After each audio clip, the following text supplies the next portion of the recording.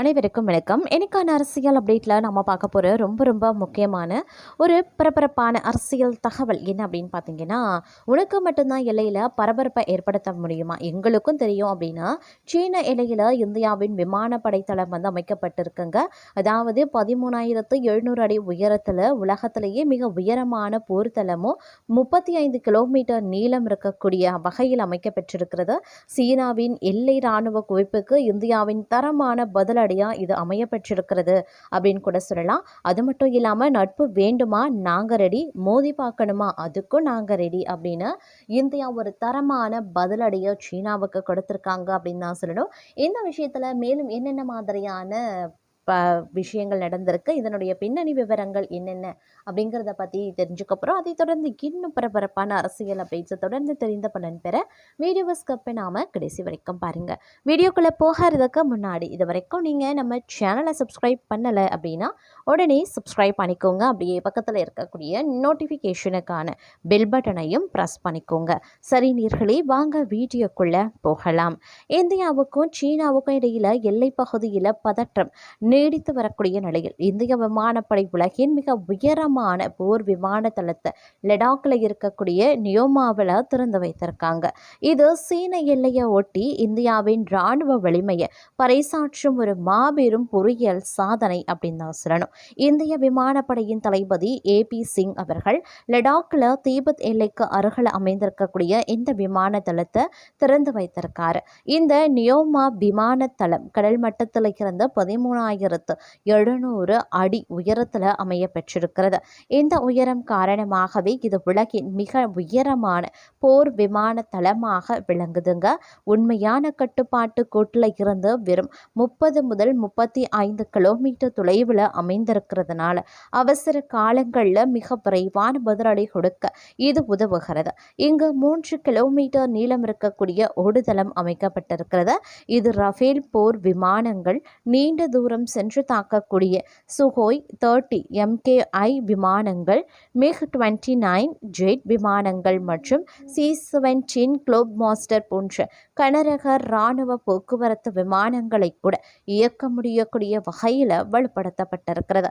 நியோமாவில் இருந்து இந்திய விமானங்கள் புறப்படும் போது சீன நடவடிக்கைகளை வான்வழியாக கண்காணிப்பதற்கும் தேவைப்படும் போது தீபத் மற்றும் ஜிங்ஜியாங்கில் இருக்கக்கூடிய சீன தளங்களில் ஆழமான தாக்குதல்களை நடத்துவதற்கும் ஒரு அரிய வாய்ப்பு கிடைக்கிறது அப்படின்னு சொல்லலாம். இந்தியா தனது எல்லை பாதுகாப்பை அவசரமாக வெளிப்படுத்த வேண்டிய தேவைக்கு முக்கிய காரணம் சீனா தனது இராணுவ கட்டமைப்புகளை LAC நெடுக்கிலும் அபாரமாக அதிகரித்து வருவதே அப்படின்னு நான் சொல்லணும். கட்டுமான தீவிரம் 2020 கல்வான் பள்ளத்தாக்கு மோதலுக்கு பிறகு சீன மக்கள் விடுதலை இராணுவம் லடாக் முதல் அருணாச்சலம் வரைக்கும் நெடுக்கிலும் புதிய ஏவுகணை பாதுகாப்பு அமைப்புகள், நிலத்தடி தளங்கள், புதிய இராணுவ தளங்கள் ஆகியவற்றை கட்டியிருக்காங்க. சீன படைகள் தங்களுடைய ஸ்டெதஸ்போர் விமானங்களையும் வெடிகுண்டுகள் மற்றும் உளவு விமானங்களையும் ஹோடான், காஸ்கர், ஷிகாட்ஸே போன்ற முக்கிய விமான நிலையங்களில் நிறுத்தியிருக்குது. குறிப்பாக நவீன J-20 ஸ்டெதஸ்போர் விமானங்கள் சிக்கிம் எல்லையில் இருந்து வெறும் 150 கிலோமீட்டர் தொலைவில் தீபத்தில் நிறுத்தப்பட்டிருக்கிறதுங்க. எல்லையில் நிரந்தர உரிமையை நிலைநாட்ட சீனா பல எல்லை பாதுகாப்பு கிராமங்களை கட்டியிருக்காங்க. இவை இரட்டை நோக்கம் கொண்ட புறக்காவல் நிலையங்களாக செயல்படுது. சீனாவின் இத்தகைய இராணுவ குவிப்புக்கு சவால் விடும் வகையில் நியோமா விமான தளம் இந்தியாவின் இரும்பு கேடயம் போல வடக்கு எல்லையில் செயல்படுது. நியோமா பாங்காங் ஏரியின் தெற்கே அமைந்திருக்கிறதுனால டேப்சாங் மற்றும் டெம்சோக் போன்ற சிக்கல் மிகுந்த எல்லை பகுதியில் இந்திய இராணுவம் உடனடியாக பதிலடி கொடுக்கும் திறனை பெறுகிறது. மேம்படுத்தப்பட்ட இந்த தளத்தில் இருந்து ரஃபேல் மற்றும் சுகோய் 30 விமானங்கள் உடனடியாக புறப்பட்டு மோதல் ஏற்படும் போது வான் சக்தியின் ஆரம்ப ஆதிக்கத்தை நிலைநிறுத்த முடியும். C-17 குளோப் மாஸ்டர் மற்றும் IL-76 விமானங்களை இயக்க முடியும். அப்படிங்கிறதுனால பீரங்கிகள், வீரர்கள் மற்றும் ஏவுகணை அமைப்புகளை நேரடியாக முன்வரிசைக்கு விரைவாக கொண்டு செல்ல முடியும். ஆனால் அதே நேரத்தில் நியோமாவின் சாதனைக்கு பின்னால் அதன் உயரமான அமைப்பால் ஏற்படக்கூடிய சவால்களும் இருக்கு. இது போன்ற மிக உயர்ந்த உயரங்களில் காற்றில் ஆக்சிஜன் குறைவாக இருக்கிறதுனால விமான என்ஜின்களின் செயல்திறன் குறையும். இதனால் அதிக நீளமான ஓடுபாதைகள் தேவைப்படுவதோடு விமானம் சுமந்து செல்லும் சுமையின் திறன் 50% வரை குறையலாம். இந்த சவாலை சீனாவும் தீபத்தில் எதிர்கொள்கிறது. லாக்குக்கு மிக அருகில் இருக்கிறதுனால நியோமா விமானத்தளம் சீன பீரங்கிகள், ட்ரோன்கள் மற்றும் மின்னணு போரின் இலக்காக மாற வாய்ப்பிருக்கு. இருந்தாலும் இந்திய விமானப்படையின் இந்த வியூகம் சமவெளி பகுதியில் இருக்கக்கூடிய மற்ற விமான தளங்களுடன் இணைந்து செயல்படுறதுனால முழு சுமையுடன் தாக்குதல் நடத்தும் கூடுதல் பலம் இந்தியாவிற்கு இருக்கு. மேலும் நியோமா லடாக்கில் இருக்கக்கூடிய இந்திய விமானப்படையின் 3வது உயரமான விமான நிலையம் அப்படின்னு சொல்லலாம். தௌலத் பெக் ஓல்டி மற்றும் புக்சே ஆகியவை இதைவிட உயரமானவை அப்படின்னாலும் கூட அங்கு போர் விமானங்கள் இயக்கப்படுறது கிடையாது.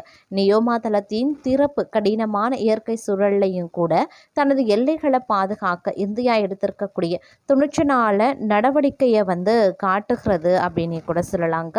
அது மட்டும் இல்லாமல் தற்போது இது பார்த்தீங்க அப்படின்னா மிகப்பெரிய அளவில் கவனத்தை ஈர்த்து வந்துட்டுருக்கு அப்படின்னு தான் சொல்லணும். ஒரு புறம் பார்க்கும் பொழுது இப்படிப்பட்ட சூழ்நிலைகள் நியோமா விமான தளத்தினுடைய சவால்களை எதிர்கொள்ள இருக்கிறது அப்படின்னு சொல்லலாம். இதனுடைய சவால்கள் அப்படின்னு பார்க்கும் பொழுது நியோமா விமான தளத்தினுடைய சவால்கள் பற்றி நேரடியாக குறிப்பிடலை அப்படின்னாலும் லடாக்கில் இருக்கக்கூடிய நியோமா விமான தளம் கடல் மட்டத்தில் இருந்து 13,700 அடி உயரத்தில் அமைக்கப்பட்டிருக்கு. இது உலகத்தினுடைய மிக பெரிய போர் விமான தளமாக பார்க்கப்படுகிறது அப்படின்னு கூட சொல்லலாம். இந்த நியோமா விமான தளம் அமைப்பதனுடைய நோக்கம் அப்படின்னு கேட்டிங்க அப்படின்னா இது பதிலடியாக, அதாவது சீனாவுக்கு மிகப்பெரிய பதிலடியாகவே இருக்கும் அப்படின்னு சொல்லப்படுதுங்க. நியோமா விமானத்தளம் அமைக்கிறதுனுடைய முக்கிய நோக்கமே சீன எல்லையை ஒட்டி இருக்கக்கூடிய இந்தியாவின் இராணுவ வலிமையை வெளிப்படுத்துவதற்காக அப்படின்னு சொல்லலாம். இது லடாக்கில் கடல் மட்டத்தில் இருந்து பார்த்தீங்கன்னா 13,700 அடி உயரத்தில் கட்டப்பட்டிருக்கிறது. இந்த தளம் இந்திய விமானப்படையின் ஒரு முக்கிய திட்டமாக பார்க்கப்பட்டு வருதுங்க. மேலும் இது உலகின் மிக உயரமான போர் விமான தளமாக கருதப்படுகிறது அப்படின்னு கூட சொல்லலாம். சீனாவுடனான எல்லை பகுதியில் பதற்றம் நீடிக்கக்கூடிய நிலையில் இந்தியாவின் இராணுவ பலத்தை உறுதிப்படுத்துவதற்கு இது ஒரு மிகச்சிறந்த ஒரு செயலாக பார்க்கப்பட்டு வருகிறது அப்படின்னு தான் சொல்லணும். அந்த அளவுக்கு பார்த்தீங்க அப்படின்னா இது பெரிய அளவில் தாக்கத்தை ஏற்படுத்துவதாகவே அமைய பெற்றிருக்கிறது அப்படின்னு சொல்லலாம். மோடியினுடைய இந்த பதிலடி அப்படிங்கிறது பலராலும் இந்தியர்களால் பலராலும் பாராட்டப்பட்டு வந்துட்டுருக்கு. இது சீனாவுக்கு பார்த்திங்க அப்படின்னா மிகப்பெரிய அளவில் பதிலடியை கொடுத்துருக்கிறது அப்படின்னு தாங்க சொல்லணும். அது மட்டும் இல்லாமல் தற்போது பார்த்திங்க அப்படின்னா பீகாரில் நடைபெற்ற தேர்தல் களத்தில் மிகப்பெரிய அளவில் வெற்றியை சந்தித்திருக்கிறது அப்படின்னு கூட சொல்லலாம். அது மட்டும் இல்லாமல் சமீபத்தில் பார்க்கும் பொழுது பீகார் சட்டப்பேரவை தேர்தலில் தேசிய ஜனநாயக கூட்டணி பெற்று அமோக வெற்றி பெற்றுள்ளதை அடுத்து 2027 ஆண்டு சட்டப்பேரவை தேர்தலை சந்திக்க இருக்கக்கூடிய உத்தரப்பிரதேசத்தின் அரசியல் களத்திலையும் பெருந்தாக்கத்தை ஏற்படுத்தி இருக்கிறது அப்படின்னு சொல்லலாம். ஊபியில் அமைந்திருக்கக்கூடிய எதிர்கட்சிகளின் இந்தி கூட்டணியின் எதிர்காலம் தற்போது கேள்விக்குறியாக இருக்கிறது. ஊபியில் சமாஜ்வாத கட்சியும் காங்கிரசும் பிரதான பங்குதாரர்களாக இருக்கக்கூடிய நிலையில் பீகார் தேர்தல் முடிவுகள் பாஜகவுக்கு புதிய உத்வேகத்தை அளித்திருக்கிறது. உபி துணை முதல்வர் கேசவ் பிரசாத் மௌர்யா பீகார் வெற்றி உபிக்கான ஒரு முன்னோட்டம் அப்படின்னு சொல்லியிருக்காரு. பீகார் தேர்தல் முடிவுகளுக்கு பிறகு பிரதமர் நரேந்திர மோடி காங்கிரஸ் கட்சியை விமர்சித்ததோடு அக்கட்சி பிளவை நோக்கி செல்வதாகவும் கருத்து தெரிவித்திருந்தார். இது காங்கிரஸ் கட்சிக்குள்ள சலசலப்பையும் ஏற்படுத்தியிருந்தது. சமாஜ்வாத தலைவர் அகிலேஷ் யாதவ் பாஜகவை விமர்சித்தாலும் அதன் தேர்தல் வியூகங்கள்ல இருந்து எதிர்க்கட்சிகள் கற்றுக்கொள்ள வேண்டும் என்பதை ஒப்புக்கொண்டிருக்காங்க. 2024 மக்களவை தேர்தலில் இந்த சமாஜ்வாத காங்கிரஸ் கூட்டணி UPயில் 43 இடங்களை கைப்பற்றியது. இந்த சூழலில் பீகார் தோல்விக்கு பிறகு 2027 பேரவை தேர்தலில் இந்த கூட்டணி தொடருமா அப்படின்ற கேள்வி UP அரசியல் அரங்கில் வலுவாக எழுப்பப்பட்டு வருகிறது அப்படின்னே கூட சொல்லலாங்க. வியூவர்ஸ், இந்த பதிவை பற்றி நீங்கள் என்ன நினைக்கிறீங்க அப்படிங்கிற உங்களுடைய தனிப்பட்ட கருத்துக்களை மறக்காமல் கமெண்ட் பாக்ஸில் தெரியப்படுத்துங்க. இது போன்ற ரொம்பவும் முக்கியமான பரபரப்பான அரசியல் அப்டேட்ஸை நீங்கள் தொடர்ந்து தெரிந்து பலன் பெற வீடியோவை ஸ்கிப் பண்ணாமல் பார்க்குறதோடு மட்டும் இல்லாமல் நம்ம சேனலையும் மறக்காமல் சப்ஸ்கிரைப் பண்ணிக்கோங்க. அப்படியே பக்கத்தில் இருக்கக்கூடிய நோட்டிஃபிகேஷனுக்கான பெல் பட்டனையும் ப்ரெஸ் பண்ணிக்கோங்க.